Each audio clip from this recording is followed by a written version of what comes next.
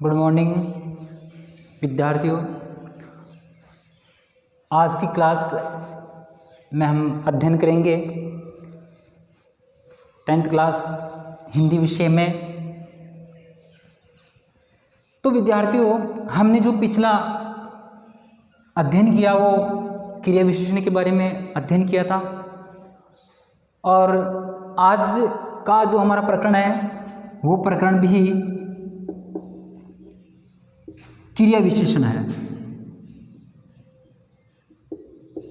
क्रिया विशेषण जो इसके 3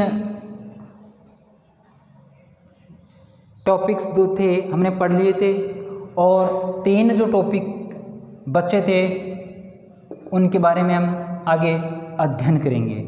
जैसा हमने पिछली क्लास में पढ़ा था कि क्रिया की जो विशेषता बताने वाले जो शब्द होते हैं वो क्रिया विशेषण होते हैं, और इसके 6 भेद प्रकार जो भी है हमने इनके बारे में अध्ययन किया था। इसी क्रम के अनुसार हम आगे चलते हैं, और आगे का जो हमारा टॉपिक है वो है स्वीकारात्मक क्रिया विशेषण। स्वीकारात्मक क्रिया विशेषण। तो इसमें हम पहले थोड़ा उसका समझने का प्रयास करेंगे कि स्वीकारात्मक क्रिया विशेषण क्या होता है। तो देखिए विद्यार्थियों, वाक्य के किसी भी वाक्य के अंतर्गत जो है हमें अव्यय शब्द या विकारी अविकारी जो शब्द होते हैं उन शब्दों से क्रिया की स्वीकृति का बोध होता है। स्वीकृति यानी स्वीकार करना। स्वीकृति मतलब स्वीकार करना, इसका मतलब ये होता है। तो हम ऐसे इसको कह सकते हैं, जिन अव्यय शब्दों से क्रिया के स्वीकार, क्रिया के जिन अव्यय शब्दों से क्रिया के स्वीकार होने का,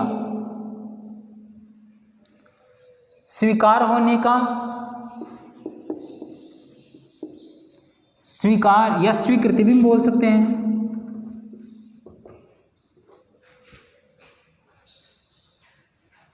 का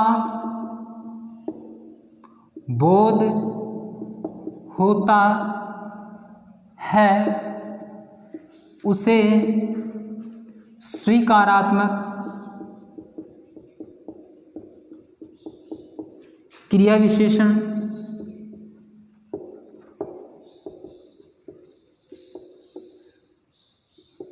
कहते हैं। बड़ा सिंपल प्रश्न है। तो देखिए इसमें है कुछ अव्यय अवश्य, ठीक, हाँ, सच आदि, और भी कई अनेक ऐसे अव्यय हैं। अच्छा, एक चीज मैं बताऊं, इसमें दे रखा है कि अव्यय, ये अव्यय कहलाते हैं। जैसे मैंने शुरू में बताया, इनका रूप जो है वो कभी काल क्रमानुसार जो है परिवर्तन नहीं होता है। तो इन्हीं को हम वाक्य में प्रयोग करके देखते हैं। पहला उदाहरण देखिए,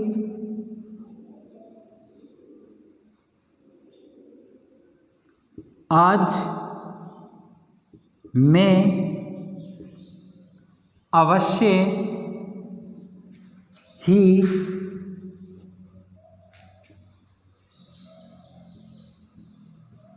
पढ़ूंगा।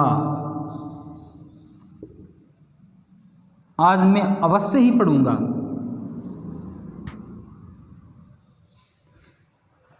आज मैं अवश्य पढ़ूंगा, इस वाक्य में पढ़ूंगा ये है क्रिया। वो कह रहा है कर्ता, क्या कह रहा है? अवश्य, अव्यय।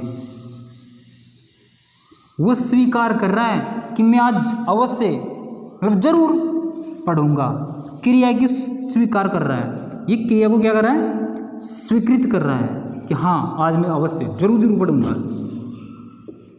क्रिया के बारे में बता रहा है कि मैं जरूर पढ़ूंगा। ये स्वीकृति ही क्या कहलाती है? स्वीकारात्मक क्रिया विशेषण। यानी कि क्रिया की विशेषता ये बता रहा है और ये स्वीकारात्मक शब्द है, इसलिए क्रिया की जो विशेषता स्वीकारात्मक बता रहा है, स्वीकार कर रहा है, स्वीकृति कर रहा है, तो वो जो शब्द है, वो जो अव्यय हैं, ये अव्यय स्वीकारात्मक क्रिया विशेषण कहलाता है। इसी प्रकार और भी आज आप देख सकते हैं।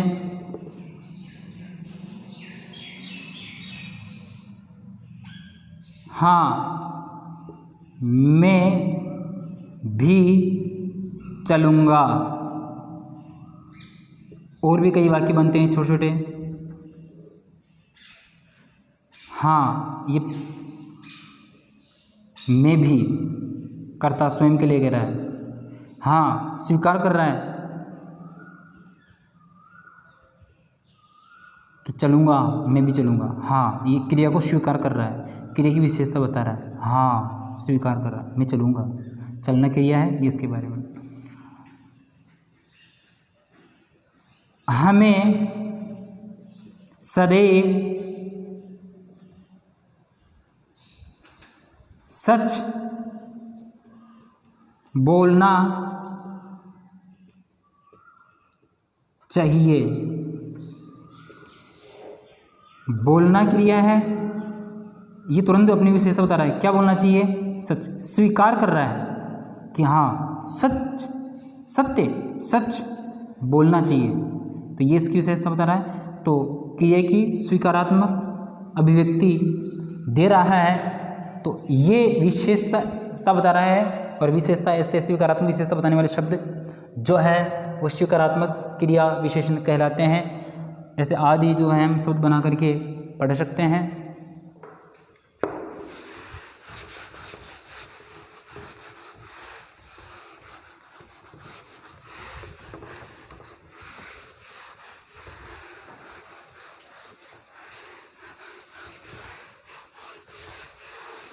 देखिए, इसके बाद जो है हम पढ़ेंगे निषेधवाचक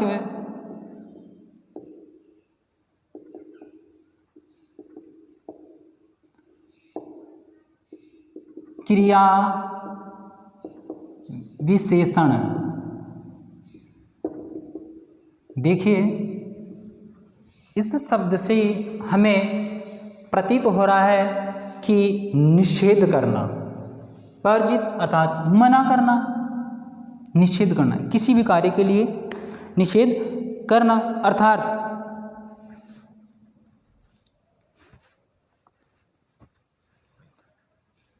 जिन क्रिया विशेषण शब्दों से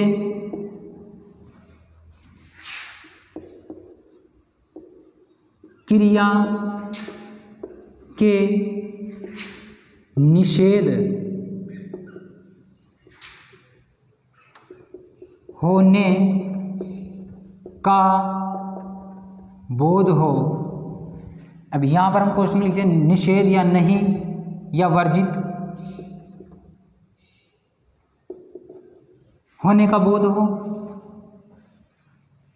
ऐसा जो क्रिया विशेषण है जिससे क्रिया के नहीं होने का बोध हो, वो क्रिया विशेषण कहलाते हैं। जैसे कुछ अव्यय हैं, नहीं, बिल्कुल नहीं, मत, कभी नहीं, आदि। आदि कई ऐसे शब्द होते हैं जो क्रिया को निषेध करते हैं, नहीं मत न भी आ जाता है, वो भी नहीं का ही बोध कराता है। तो आदि जो है ये क्रिया को निषेधार्थ यानी कि क्रिया को मना, क्रिया को नहीं करने का बोध करते हैं। इससे पहले वो स्वीकारात्मक पढ़ा था हमने, उसमें क्रिया स्वीकार हो रही है और इसमें नहीं, इसका बिल्कुल जो है विलोम है। तो देखिए हमें झूठ नहीं बोलना चाहिए, हमें झूठ नहीं बोलना चाहिए। क्रिया है, झूठ नहीं बोलना चाहिए, लेकिन झूठ क्या है? नहीं, ये निषेध कर रहा है। बोलना चाहिए, लेकिन कैसा बोलना चाहिए? सच बोलना चाहिए, झूठ बोलना चाहिए, नहीं बोलना चाहिए, क्या करना चाहिए? जो भी स्थिति है वो स्थिति ये निषेध कर रहा है, ये निषेध नहीं। ठीक है, आगे एक और देखिए।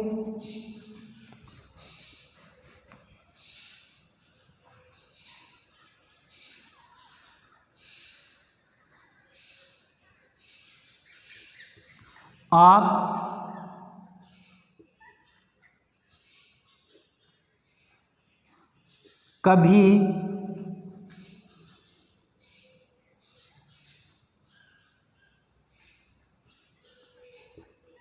कभी भी नहीं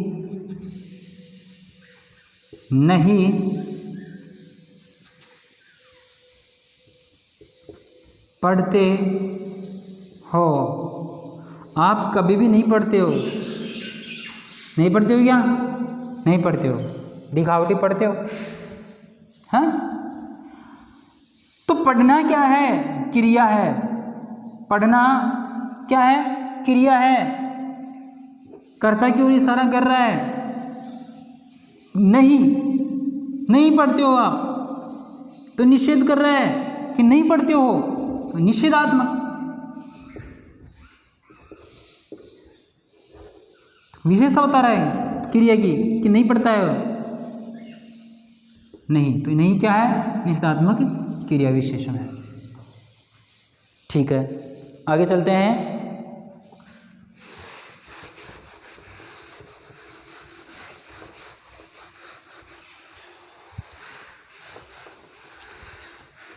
अगला और अंतिम जो है वो है रीतिवाचक क्रिया विशेषण।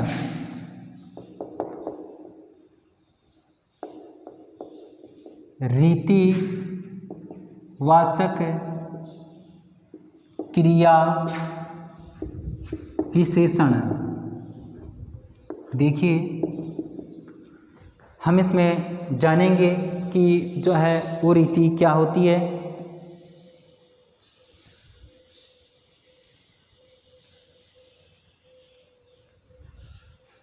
जिन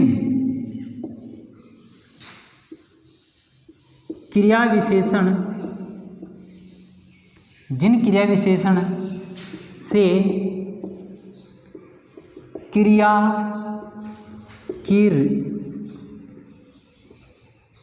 की रीति या विधि, जिन क्रिया विशेषण से क्रिया की रीति या विधि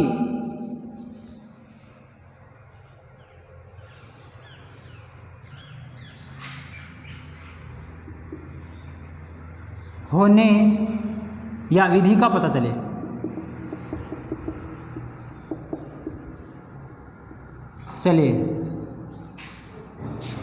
उसे रीति क्रिया विशेषण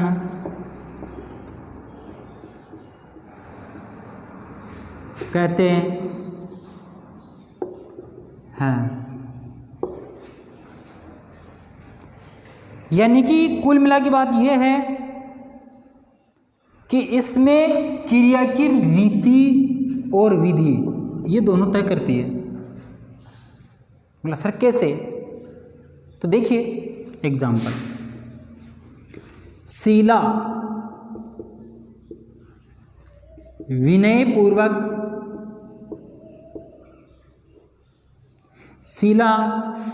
पूर्वक बोलती है।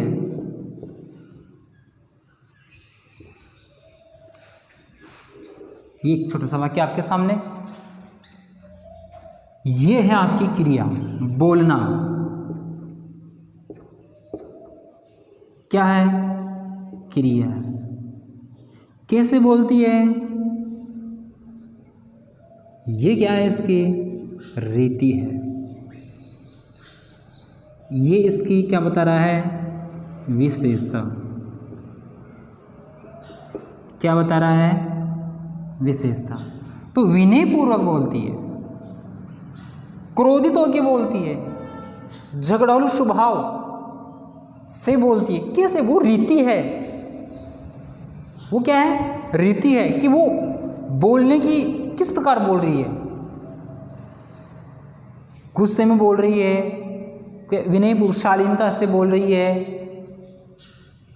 तो जो क्रिया की जो रीति है या विधि नियम, वो ये रीति विधि जो है क्या कहलाती है? रीतिवाचक क्रिया विशेषण। क्रिया है, विशेषता बता रहा है, लेकिन वो कैसी बता रहा है? रीतिवाचक। रीति या विधि है, वो भी हम कह सकते हैं। तो रीतिवाचक क्रिया विशेषण ये जो होता है। एक उदाहरण और देख लीजिए।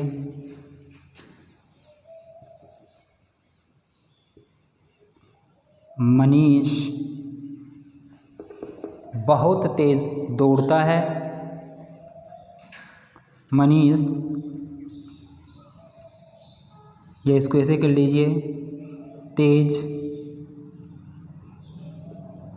दौड़ता है। ये छोटा सा वाक्य है, इसमें हम समझ लेंगे दौड़ना तो क्या है? क्रिया है। कौन दौड़ रहा है? मनीष। तो मनीष क्या है? करता है। कैसे दौड़ रहा है? तेज। तो तेज क्या हुआ? विशेषण। कैसा विशेषण है? रीति बता रहा है। वो धीरे धीरे दौड़ रहा है, तेज दौड़ रहा है। कैसा दौड़ रहा है? तो ये रीति हो गई इसकी, या विधि भी हम कह सकते हैं। तो क्रिया की जो रीति या विधि वाचक जो विशेषता बता रहा है, ये विशेषण, ये रीतिवाचक विशेषण कहलाता है। तो देखिए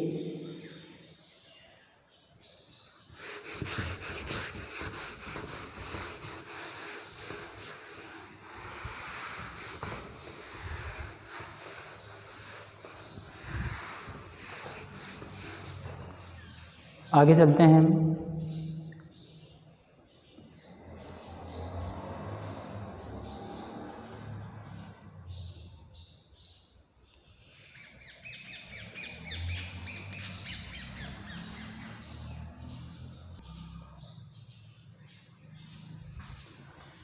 इसी प्रकार हम अन्य उदाहरण और देखते हैं। तो देखिए, मान लीजिए सीता स्नेहपूर्वक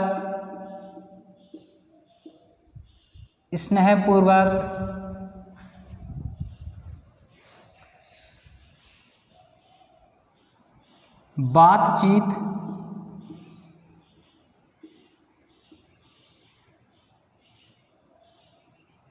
या इसको हम ये कह सकते हैं स्नेहपूर्वक बोलती है।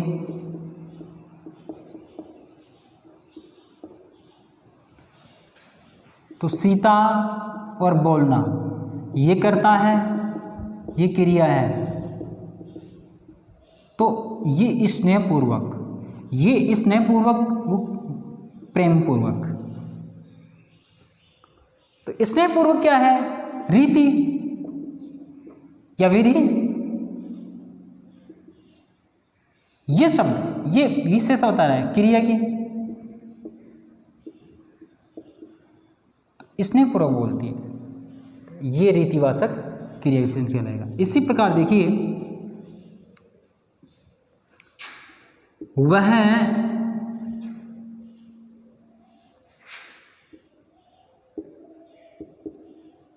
प्रेम पूर्वक भगवान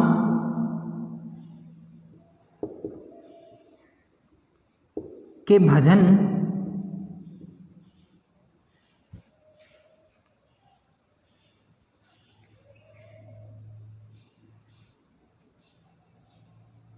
करता है। मान लीजिए छोटा सा वाक्य बना लिया हमने,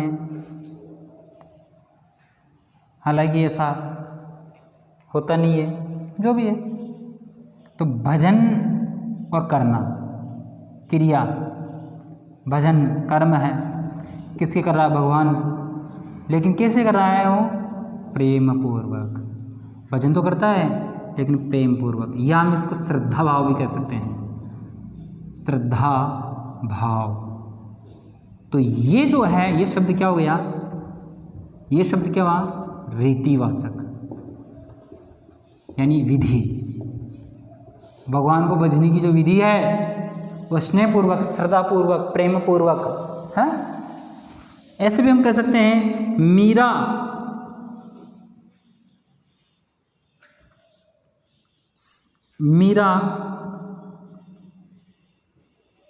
का श्रद्धा भाव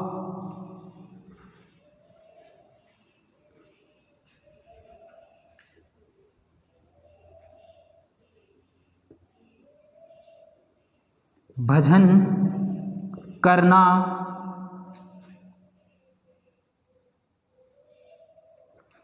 मीरा का श्रद्धा भाव पूर्ण है। ये भी हो सकता है श्रद्धा भाव पूर्ण, क्योंकि वाक्य हमने पूर्ण नहीं बनाया। श्रद्धा भाव पूर्ण भजन करना, वाक्य को पूर्ण नहीं किया है। मीरा का श्रद्धा भाव पूर्ण भजन करना, तो देखिए इससे मिला जुला है भजन करना क्रिया, लेकिन वही बात है श्रद्धा भाव पूर्ण, यानी ये रीति हो गई इसकी।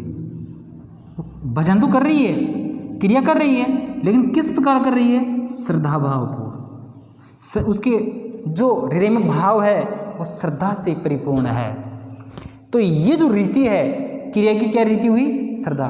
तो ये जो स्थिति है, ये जो कंडीशन है, ये जो रीति है, विधि है, भगवान को याद करने की, बचने की जो विधि है, ये ही विधि, ये चीज, ये क्रिया, ये इसकी विशेषता है। तो ये चीज जो है वो क्या कहलाती है? रीतिवाचक क्रिया विशेषण। तो देखिए इसे समझने तो आपको बोर्ड क्लास में या बोर्ड एग्जाम में जो है आपके प्रश्न आते हैं, वो दो प्रकार से आपको पूछे जाते हैं। जैसे हमने पहले पढ़ा था क्रिया के बारे में, तो क्रिया के बारे में हम पढ़ा तो क्रिया से संबंधित एक प्रश्न पूछा जाता है, और एक प्रश्न जो है क्रिया विशेषण के बारे में भी पूछा जाता है। कब कभार इसको उदाय हुए भी कर देता है, लेकिन एक बार क्रिया के विषय में पूछेगा, और एक जो है क्रिया की विशेषता अर्थात क्रिया विशेषण के बारे में एक मोस्ट प्रश्न जो है वो आपसे करता है। तो इसी प्रकार जो है वो आपको एक सब्जेक्ट देगा और आपको पूछेगा कि इसमें जो है क्रिया विशेषण की स्थिति बताइए। तो हम जो है इस प्रकार बता सकते हैं। और